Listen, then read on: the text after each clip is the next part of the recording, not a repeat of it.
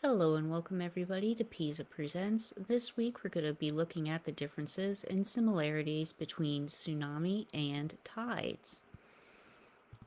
So tsunamis are seismic sea waves. This is a big bugaboo of mine. People often call them tidal waves, but this isn't true and it drives me crazy. So what is the difference? And really, what is tide?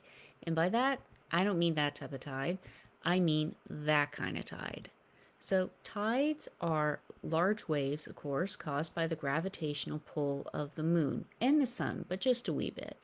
Now, they are regular currents around the world. So, picture our Earth as an American football. Keep in mind that we have viewers all around the world, so we got to say American football. So, picture that as a football with the pointy-ish ends pointing at the moon. The effect of gravity is strongest at those points, so that would be where you would get high tide.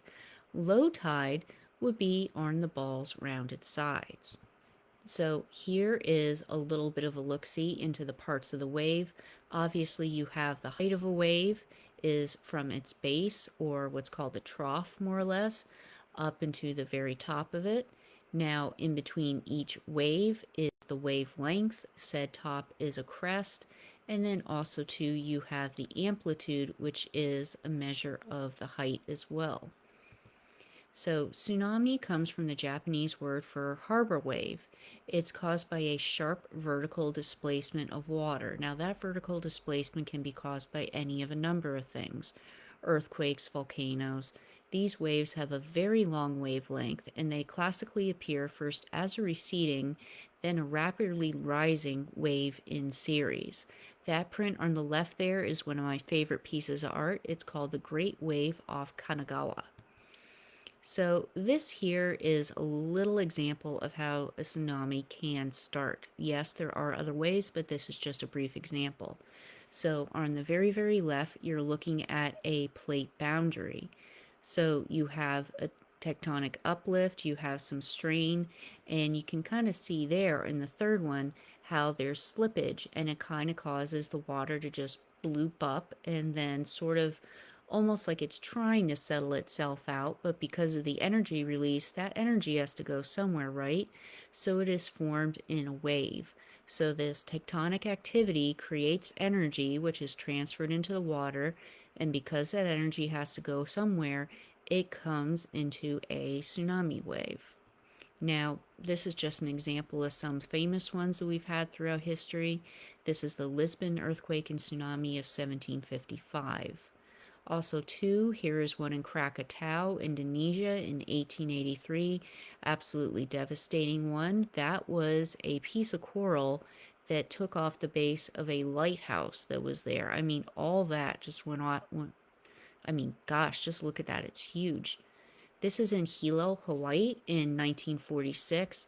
Now, it may be kind of hard to see what's going on here, but if you can kind of look over the right shoulder of the fellow in front that's in the white t-shirt, I mean, you can see a lot of people are looking in back of him. Just right here, yeah, that's the wave.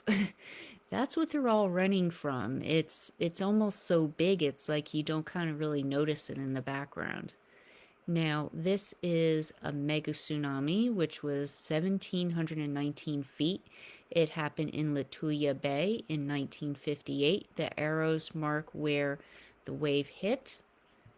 Now, there is sadly the one that was in Indonesia in 2004. Here is the Great East Japan earthquake and tsunami of 2011.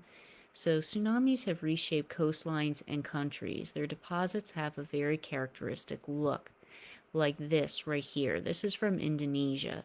So obviously, when you have a gigantic wave that's moving very fast and is very big, it's not going to sort all that sediment. That sediment is just going to be a mad jumble of all sorts of things together. So sorting, mentioned sorting, let's look into that a little bit. That is how sediments are laid down according to size, meaning that there is a great variety of particle shape and size. So well-sorted sediment is of a very equal shape and size. Tsunami and storm deposits are often very poorly sorted. Now, coming up next is underwater geology. Thank you very much, folks, for stopping by, and enjoy your weekend now. Bye.